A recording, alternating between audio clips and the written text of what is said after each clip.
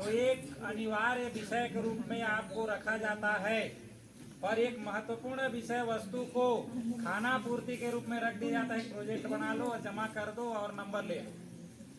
पर्यावरण का विषय वस्तु यहाँ पर भी अध्यापन के लिए है, लेकिन वो भी उसी प्रकार का है जो सबसे ज्यादा महत्वपूर्ण है।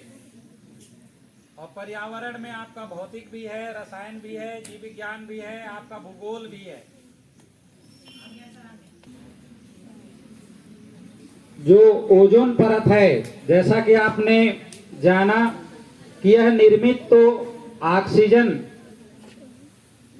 ऑक्सीजन से होती है, लेकिन इसका जो विघटन है वो, जैसा कि पूर्व वक्ताओं ने बताया है कि वातानुकूलित या रेफ्रिजरेशन या एयर कंडीशनर कारों में बहुत जगह इस्तेमाल किया जाता है, और विभिन्न प्रकार के कृषि में भी जो आप रसायन इस्तेमाल करते हैं, जिसमें ये उपस्थित होते हैं आपके क्लोरीन फ्लोरीन जो उपस्थित होते हैं। क्लोरोफ्लोरोकार्बन का तात्पर्य वही है।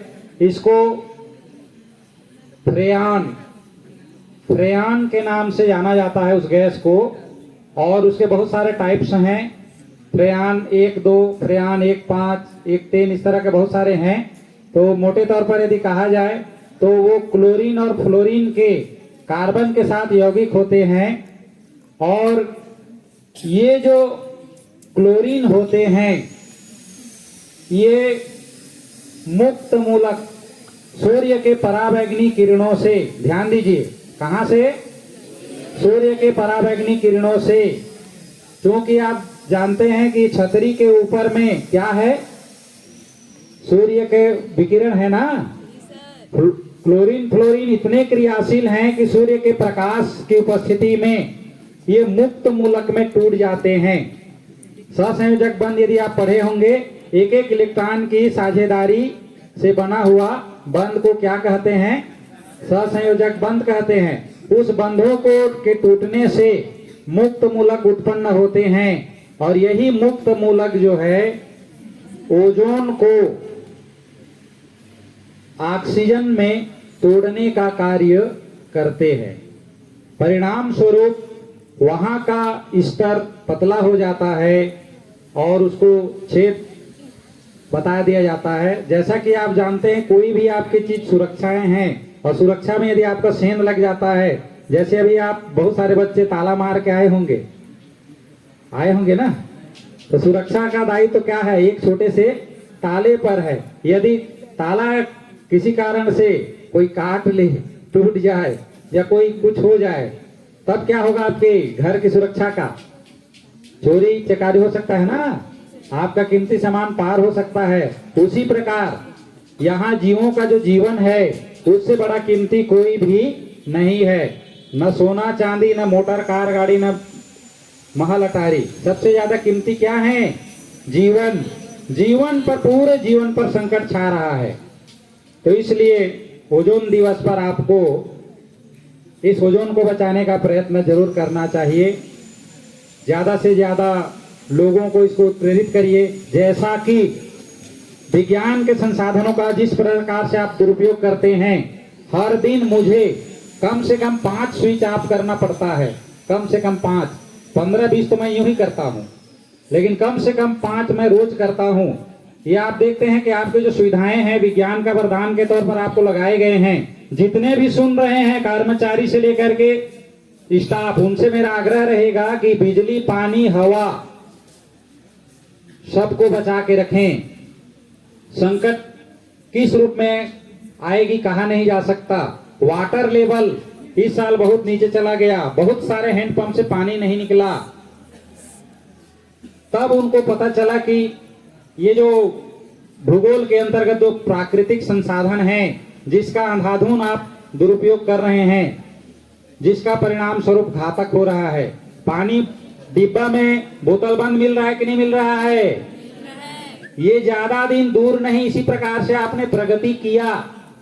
आप कह रहे हो प्रगति की ओर जा रहे हैं, मैं कहता हूं कि आप विनाश की ओर जा रहे हैं। अब तो आप डिब्बा बंद बोतल पानी पी रहे हैं, कल जीने के लिए हवा भी खरीदेंगे, जो कि हम खरीद चुके हैं। कोरोना काल में हम खरीद चुके हैं।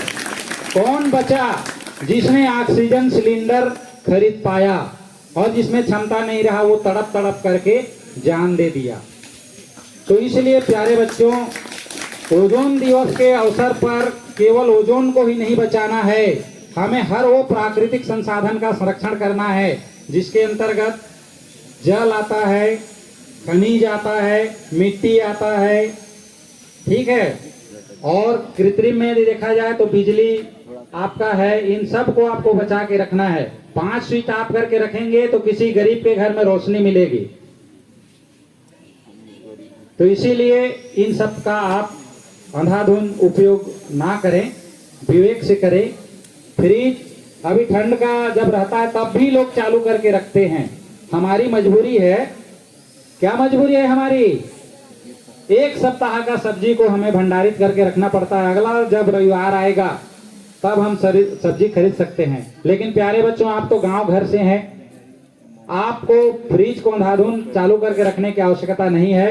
आपके घरों में कमाते हैं, आप तुरंत तोड़िए, तुरंत खाइए।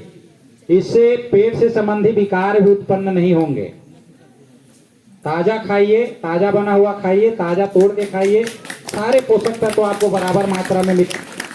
अत्यधिक ठंडा कर देने की वजह से यदि आपको जांच करना है तो आप डीप फ्रीजर में खीरा, ककड़ी वगैरह रख दीजिए और उसको काट के देखिए। इतना कठोर होगा कि आपका चाकू काम नहीं करेगा, आपको टांगा या कोई आरी लाना पड़ेगा।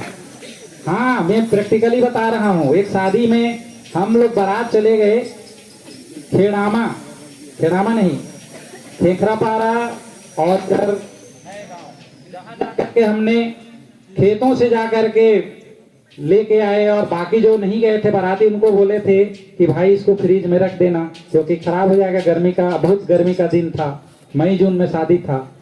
अब हम लोग बारात चले गए, आ करके कहाँ है हमारा सलाद का आइटम, तो डीप फ्रीजर में डाल दिए हैं। अब उसको काट के देख रहे हैं, कटवे ना करे हो, ठीक है। तो इसीलिए वो खराब करते हैं। इसीलिए कभी भी डीप फ्रीजर में ना रखें, उसको नीचे रखें, थोड़ा कम ताप पर रखेंगे तो सब्जियां खराब नहीं होंगी। तो इसीलिए फ्रिज, एयर कंडीशनर का अत्यधिक इस्तेमाल ना करें। और सब किसान के बच्चे हैं, मैं चाहूंगा कि अंधाधुंध कीटनाशकों का और फफूंदनाशी का इस्तेमाल ना करें, क्योंकि ये भी वाष्पीकृत होकर के वातावरण में जाते हैं और हमारे वातावरण को क्या करते हैं, दूषित करते हैं। तो इतना कह करके मैं अपनी वाणी को विराम दूंगा। जय हिंद, जय भारत, जय छत्तीसगढ़।